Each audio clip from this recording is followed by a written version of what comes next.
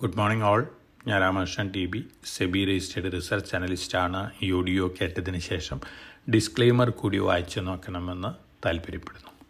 American മാർക്കറ്റുകൾ വീണ്ടും മുന്നേറിയിരിക്കുകയാണ്. ഇന്നലെ നാസ്ഡാക്ക് S&P 500 പുതിയ റെക്കോർഡ് ഹൈ ഹിറ്റ് ചെയ്ത് റെക്കോർഡ് ഹൈയിലാണ് ക്ലോസ് ചെയ്തിരിക്കുന്നത്. ഡൗ ജോൺസും റസൽ 2000 ഇൻഡെക്സും ബെറ്റർ ആയിട്ട് തന്നെയാണ് ക്ലോസ് ചെയ്തിരിക്കുന്നത്. അമേരിക്കയിൽ പുറത്തു വന്നിട്ടുള്ള എക്കണോമിക് ഡാറ്റകളെല്ലാം തന്നെ അമേരിക്കൻ എക്കണോമി വളരെ സ്ട്രോങ് ആണെന്നുള്ളൊരു കാര്യമാണ് ഇൻഡിക്കേറ്റ് ചെയ്യുന്നത്. അതിൻ്റെ ഒരു പോസിറ്റീവ് സെൻറ്റിമെൻ്റ് ആണ് ഇന്നലെ അമേരിക്കൻ മാർക്കറ്റിൽ കണ്ടത്. അതോടൊപ്പം തന്നെ ടെക്നോളജി സ്റ്റോക്കുകൾ വീണ്ടും മുന്നേറിയിരിക്കുകയാണ്. അമേരിക്കയിലെ NVIDIA, Microsoft, Palantir, Taiwan semiconductor manufacturing company, Broadcom, ഇത്തരത്തിലുള്ള സ്റ്റോക്കുകളൊക്കെ പുതിയ റെക്കോർഡ് ഹൈറ്റ് ചെയ്തിരിക്കുകയാണ്. ഒറാക്കിളും പുതിയ റെക്കോർഡ് ഹൈറ്റ് ചെയ്തിരിക്കുകയാണ്. പൊതുവെ chip related, AI related news flows എല്ലാം തന്നെ ഈ കമ്പനികളെ സംബന്ധിച്ച് പോസിറ്റീവ് ഇമ്പാക്റ്റ് ആണ് നൽകിയിട്ടുള്ളത്. അടുത്ത ദിവസങ്ങളിലും ചിപ്പ് റിലേറ്റഡ് സ്റ്റോക്കുകൾ വീണ്ടും മുന്നേറുന്നുള്ളൊരു എക്സ്പെക്റ്റേഷൻ ആണുള്ളത്.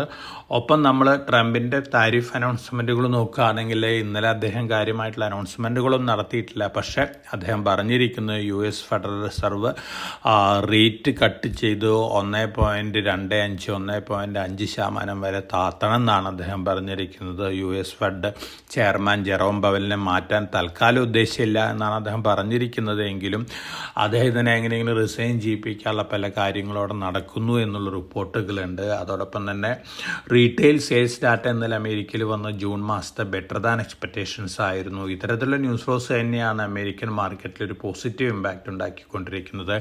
ഫെഡറൽ റിസർവ് റേറ്റ് കട്ട് ചെയ്യുകയാണെങ്കിൽ തീർച്ചയായിട്ടും അതിൻ്റേതായ പോസിറ്റീവ് ഇമ്പാക്റ്റ് അമേരിക്കൻ മാർക്കറ്റിലും അതോടൊപ്പം തന്നെ ഗോൾഡ് പ്രൈസിലും കാണാനായിട്ട് സാധിക്കും. ഇന്നലെ നമ്മൾ ഗോൾഡിൻ്റെ പെർഫോമൻസ് നോക്കുകയാണെങ്കിൽ വേൾഡ് ഗോൾഡ് കൗൺസിലിൻ്റെ ഡാറ്റ പുറത്തു വന്നിരുന്നു. അതായത് ജൂൺ അവസാനിച്ച ഈ കലണ്ടർ ഇയറിലെ ആദ്യത്തെ ഹാഫിലെ gold 26% return across the globe നൽകിയിട്ടുള്ളത്. തീർച്ചയായിട്ടും മറ്റ് കമ്മോഡിറ്റികളെ കമ്പയർ ചെയ്യുമ്പോൾ ഈ വർഷം ഗോൾഡ് തന്നെയാണ് ഔട്ട് പെർഫോം ചെയ്യുന്നതിന്. US ഫെഡ് വലിയ രീതിയിൽ ഇൻട്രസ്റ്റ് റേറ്റ് കട്ട് ചെയ്യുകയാണെങ്കിൽ അത് വീണ്ടും ഗോൾഡിന് positive ആവുന്നുള്ളൊരു എക്സ്പെക്റ്റേഷനാണ്.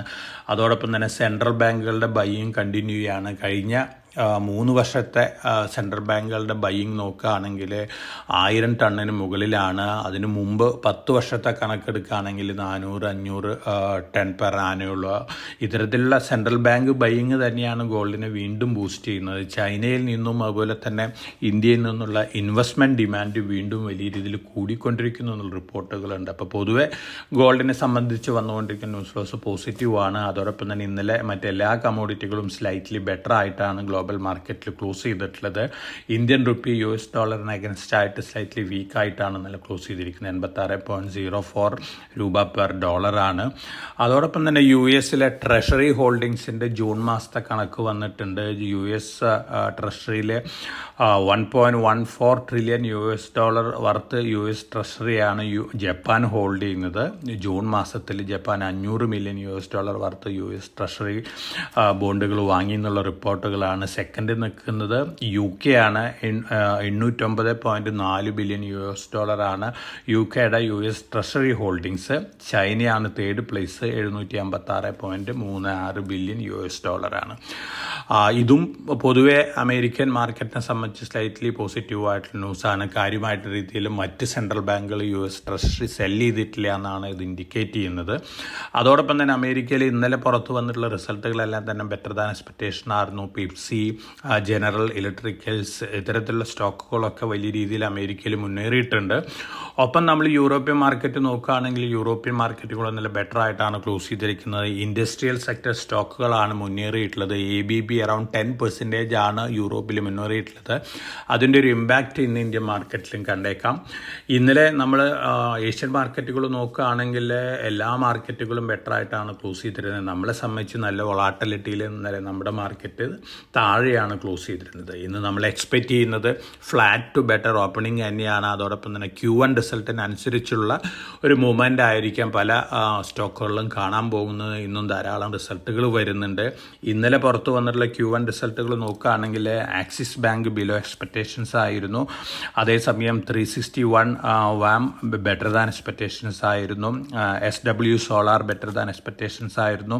South Indian Bank better than expectations ആയിരുന്നു. പോളി പോളിക്യാബ്, നുവോക്കോ വിസ്റ്റ, HDFC AMC, ഇന്ത്യൻ ഹോട്ടൽസ്, വിപ്രോ, ഈ കമ്പനികളെല്ലാം തന്നെ ബെറ്റർ ദാൻ എക്സ്പെക്റ്റേഷൻസ് ആണ് ഇന്നലെ Q1 റിസൾട്ടുകൾ പുറത്തു വിട്ടിട്ടുള്ളത്. ഈ റിസൾട്ടിൻ്റെ ഒരു ഇമ്പാക്റ്റ് ഇന്നത്തെ മാർക്കറ്റിൽ കാണാനായിട്ട് സാധിക്കും. നമ്മൾ എക്സ്പെക്റ്റ് ചെയ്യുന്ന ആക്സിസ് ബാങ്ക് ലോവർ ലെവലിൽ ഓപ്പൺ ചെയ്തേക്കാം. അതേസമയം വിപ്രോ പോലുള്ള ഓഹരികൾ, south Indian bank, SW solar, Polycab, ഈ കമ്പനികളെല്ലാം തന്നെ ബെറ്റർ സെൻറ്റിമെൻറ്റിൽ ഓപ്പൺ ചെയ്യാനുള്ള സാധ്യതകളാണ് കാണുന്നത്.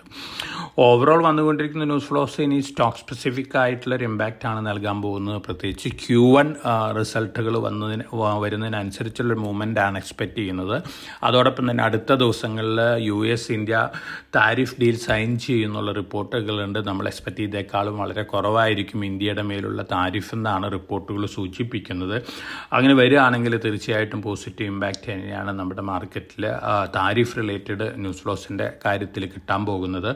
ഒപ്പം അമേരിക്കയിൽ US solar panel manufacturers association Indonesia കമ്പനികൾക്ക് എഗൻസ്റ്റ് ആയിട്ട് അവിടെ ഒരു പെറ്റീഷൻ ഫയൽ ചെയ്തിട്ടുണ്ട്. ഈ രാജ്യങ്ങളിൽ നിന്നുള്ള സോളാർ പാനൽ ഇമ്പോർട്ട് നിരോധിക്കണം എന്നാണ് അവർ പറഞ്ഞിരിക്കുന്നത്. തീർച്ചയായിട്ടും അത് SW സോളാർ അതുപോലെ തന്നെ പ്രീമിയർ എനർജി സ്റ്റോക്കുകളെ സംബന്ധിച്ച് സ്ലൈറ്റ് നെഗറ്റീവ് ഇമ്പാക്റ്റ് ഉണ്ടാക്കുന്ന ന്യൂസുകളാണ്. അതേസമയം വാരി എനർജിക്ക് അമേരിക്കയിൽ സ്വന്തം പ്ലാന്റുകളുണ്ട്. അതുകൊണ്ട് തന്നെ കാര്യമായിട്ടുള്ള നെഗറ്റീവ് ഇമ്പാക്റ്റ് എക്സ്പെക്റ്റ് ചെയ്യുന്നില്ല. എന്നിരുന്നാലും പൊതുവേ ഇന്ത്യയിൽ നിന്ന് അമേരിക്കയിലേക്ക് ഈ സോളാർ പാനൽ എക്സ്പോർട്ട് ചെയ്യുന്ന കമ്പനികളെ സംബന്ധിച്ച് സ്ലൈറ്റ്ലി നെഗറ്റീവ് ന്യൂസാണത്. പെപ്സിയുടെ Q2 റിസൾട്ട് അമേരിക്കയിൽ പുറത്തു വന്നതിന് ശേഷം നല്ല ഗൈഡൻസ് ആണ് നൽകിയിരിക്കുന്നത്. തീർച്ചയായിട്ടും ഇന്ത്യയിൽ വരുൺ ബിവറേജസിനെ സംബന്ധിച്ച് ഈ ന്യൂസ് വളരെ പോസിറ്റീവാണ്. ഇന്ത്യയിലത്തെ പെപ്സി ബോട്ടിലിംഗ് കൈകാര്യം ചെയ്യുന്ന വരുൺ ബിവറേജസ് ആണ്. ധാരാളം ഏഷ്യൻ കൺട്രികളിലും വരുൺ ബിവറേജസ് പെപ്സി ബോട്ടിലിംഗ് കൈകാര്യം ചെയ്യുന്നുണ്ട്. അപ്പോൾ ഇത്തരത്തിലുള്ള ന്യൂസ് ലോസ് ആണ് മാർക്കറ്റിലുള്ളത്. നമ്മൾ എക്സ്പെക്റ്റ് ചെയ്യുന്നത് പോസിറ്റീവ് ടു ഫ്ലാറ്റ് ഓപ്പണിംഗ് ആണ്. അതോടൊപ്പം തന്നെ Q1 റിസൾട്ടിനനുസരിച്ചിട്ടുള്ളൊരു മൂവ്മെൻ്റ് ആയിരിക്കും മാർക്കറ്റിൽ എക്സ്പെക്റ്റ് ചെയ്യുന്നത്. എല്ലാവർക്കും നല്ലൊരു ട്രേഡിൻ്റെ ആശംസിച്ചുകൊണ്ട് ഞാൻ ഇന്നത്തെ പ്രീ മാർക്കറ്റ് കമൻറ്റോട് അവസാനിപ്പിക്കുകയാണ്. Thank you.